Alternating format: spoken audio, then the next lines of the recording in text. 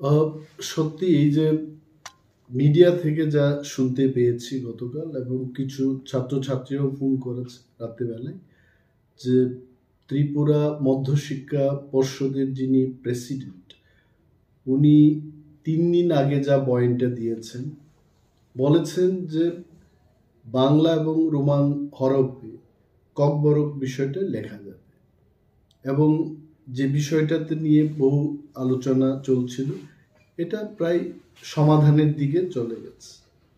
হঠাৎ করে উনি নাকি গতকাল বয়ান দিয়েছেন যে ওনার করার কিছু নেই, এবং বাংলা স্ক্রিপ্টেই ককবরকটাকে লিখতে হবে।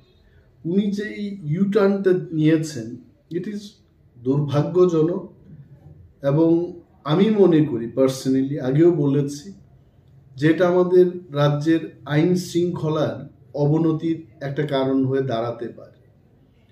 ককবরক বিষয়টা আজকে থেকে 17-18 বছর আগে যেভাবে চলছিল, বাংলা এবং রোমান হরফে এটা লেখা হতো।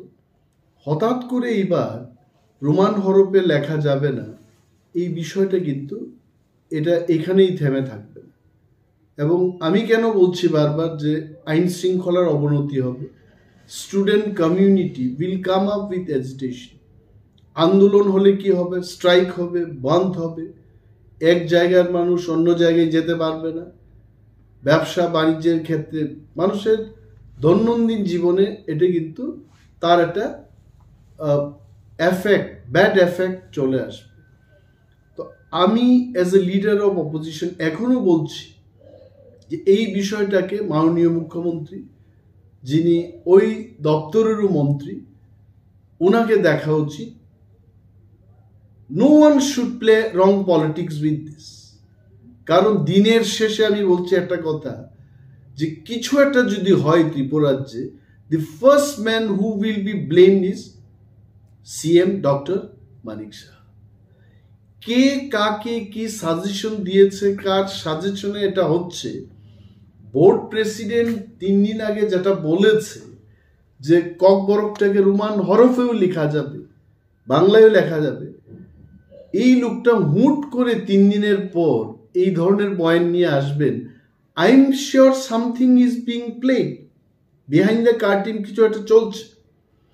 কিন্তু আন্দোলনের পরিণতি এবং আইন শৃঙ্খলার অবনতির কারণ, এই দায়ভারটা কার কার ঘাড়ে চাপবে, এটা তার জন্য কিন্তু সরকার এবং মাননীয় মুখ্যমন্ত্রী দায়ী থাকবেন। আমার মনে হয় it is my suggestion to the government, my humble suggestion. আমি গভর্নমেন্টকে, আমি সেই ব্যক্তি নয় যে গভর্নমেন্টকে সঠিক বা সাংঘাতিক কিছু পরামর্শ দিতে পারবো, কিন্তু আমার মনে হচ্ছে যে মাননীয় মুখ্যমন্ত্রী এই বিষয়টাকে গুরুত্ব দিয়ে দেখে যেভাবে আগে চলতো ওইভাবেই করলে পরে কিন্তু ভালো হবে। প্রথম ব্যাপার হচ্ছে, যেটা আপনি জিজ্ঞেস করেছেন, যে আমাদের এখানে কোনো ইনফ্রাস্ট্রাকচার নেই। এই ব্যাপারে কিন্তু আমি আগেও বলেছি, 17 বছর ধরে রোমান স্ক্রিপ্টে যারা লিখছে তাদের পেপার কারেকশন হচ্ছে। তাহলে ওই টিচাররা কোথা থেকে আসলো তখন? এই 17 বছরের যে ধারাবাহিকতা, এটাই প্রমাণ করছে যে আমাদের কাছে ইনফ্রাস্ট্রাকচার রয়েছে। এবং ত্রিপুরায় এমন কোনো টিচার নেই, আমি দায়িত্ব নিয়ে বলছি, ত্রিপুরায় যারা পড়াশোনা করছে সিবিএসসি থেকে, ক্লাস 1 থেকে ABCD পড়ানো হয়ে থাকে, রোমান স্ক্রিপ্ট কেন জানবে না? 1 নম্বর। 2 নম্বর, এই যে সিবিএসসির লেটারের অপেক্ষায় আছেন এবং সেই কারণেই TBSC সিদ্ধান্ত নিতে পারছে না, উনি এটাই তো বলেছেন। My question to the board president is TBSC running on the instruction of CBSE? TBSC is a state subject, এটা রাজ্য সরকার কর্তৃক নিয়ন্ত্রিত।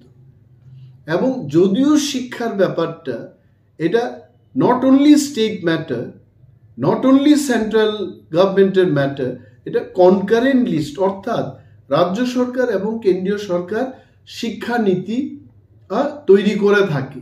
Both the government, they consult each other and do. But Kokborok being the language only in Tripura, এই ব্যাপারটা কেন্দ্রীয় সরকারের চাইতে রাজ্য সরকার আরো ভালোভাবে বুঝছে, এবং ককবরকটা তো আর কোথাও করা হয় না। টিবিএসসির স্বতন্ত্রতা এবং তার সিদ্ধান্ত নেওয়ার ক্ষমতা রয়েছে বলেই 17 বছর 18 বছর ধরে এই ককবরক সাবজেক্টটা বাংলা এবং রোমান স্ক্রিপ্টে লিখে আসছে ছাত্রছাত্রীরা। তাহলে কেন সভাপতি বলবেন যে এই বিষয়টার জন্য সিবিএসসির চিঠির উত্তরের অপেক্ষায় থাকবেন? It is absolutely baseless. আমি আবারও বলছি যে মাননীয় মুখ্যমন্ত্রী, যিনি দপ্তরের ভারপ্রাপ্ত মন্ত্রী, আজকে রাজ্যে যদি আন্দোলন হয় এটাকে নিয়ে, জনজীবন হেস্তনেস্ত হবে, হতে পারে আমি বলছি। আর যদি হয়, if anything goes wrong in this state, who will be responsible for this? CM এবং যারাই ওনাকে সাজেশন দিচ্ছে। I don't know, everything was all right 3 days before. সম্পূর্ণ people started welcoming, appreciating the government, appreciating the honourable CM. হঠাৎ করে এই জায়গায় আবার ওনারা চলে যাবেন, এটা কিন্তু দেখার ব্যাপার আছে। My appeal, my humble suggestion to the government is, আগের যে প্রথা ছিল সেই প্রথাতে চালু থাকুক, এটাই আমার বক্তব্য থাকে।